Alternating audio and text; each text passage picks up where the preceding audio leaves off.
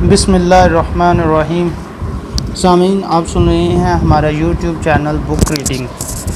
آج ہم جس کتاب کا مطالعہ کرنے جا رہے ہیں اس کا نام ہے سلطنت عثمانیہ، جسے دولت عثمانیہ بھی کہا جاتا ہے۔ اس کی ہم جلد اول شروع کریں گے، جس کو لکھا ہے ڈاکٹر محمد عزیر نے۔ آج ہم اس کا دیباچہ پڑھنے جا رہے ہیں۔ آڈیو شروع کرنے سے پہلے ہمارے یوٹیوب چینل کو سبسکرائب کر دیں اور بیل آئیکن کو دبا دیں تاکہ مزید آنے والی ویڈیو آپ تک پہنچ سکیں۔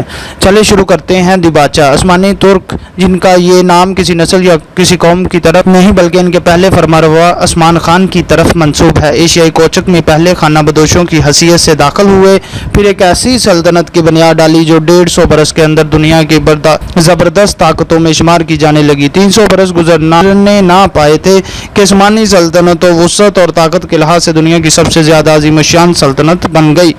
اس کے عروج کا دور مشرق میں سلطان سلیم اول اور مغرب میں سلمان اعظم کی فتوحات پر ختم ہوتا ہے، جس کی حکومت ایشیا، یورپ اور افریقہ کے وسیع حصوں میں قائم تھی۔ اس عہد میں عثمانی ترک ایک مرکزی یورپین طاقت تھے۔ ہنگری ان کے زیر نگی تھا اور آسٹریا کے پایہ تخت ویانا کی دیواروں تک ان کی فوجیں پہنچ چکی تھیں۔ ان کی ہیبت سارے یورپ پر شائع ہوئی تھی، لیکن سلمان اعظم کی زندگی ہی میں سلطنت کے اندر بعض کمزوریوں کے اسباب پیدا ہونا شروع ہو گئے تھے، جو اس کی وفات کے بعد روز بروز نمایاں ہوتے گئے۔ سلمان کے بعد جتنے سلاطین تخت پر بیٹھے، ان میں سے معدود چند کے علاوہ کسی میں سلطنت عثمانیہ کے فرمانروائی کی اہلیت جیسی چاہیے نہ تھی۔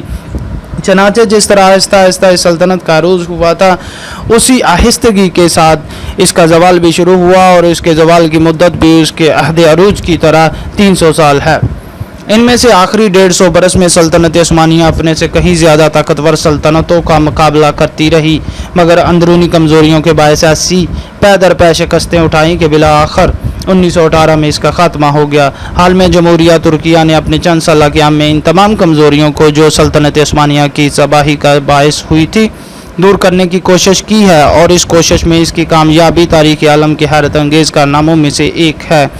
اس نے گزشتہ سلطنت کے خنڈر پر ایک مستحکم قلعہ تعمیر کر لیا ہے، جو ترکی قوم کے عزم کو استقلال کی ایک زندہ مثال ہے۔ یورپ کا مرد بیمار دم توڑنے کے بعد نہ صرف جی اٹھا بلکہ اس کے اندر صحت و شباب کی ساری قوتیں اود کر آئیں تا کہ 20ویں صدی کے عیسائی دنیا کو بھی اس معجزے کا قائل ہونا پڑا۔ ذیل کے صفحات انہی واقعات کی تفصیل پر مشتمل ہیں۔ یہ سرگزشت بارہا بیان ہو چکی ہے، تاہم اپنے اندر کچھ ایسی کیفیات رکھتی ہیں کہ تکرار سے جی نہیں گھبراتا۔ ترکوں نے اسلام کی جو گرا قدر خدمات انجام دی ہیں، دفاع و جہاد کی فرض کو جس سرفروشی سے ادا کیا ہے، اس کا اعتراف جتنی بار بھی کیا جائے کم ہے۔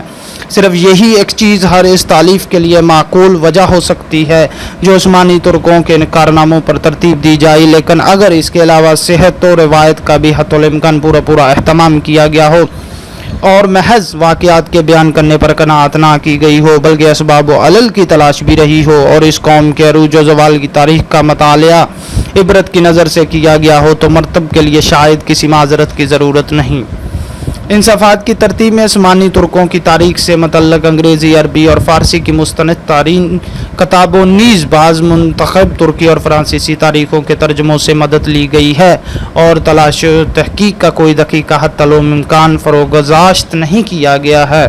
محمد عزیر، علی گڑھ، 14 اگست 1939۔ فی امان اللہ۔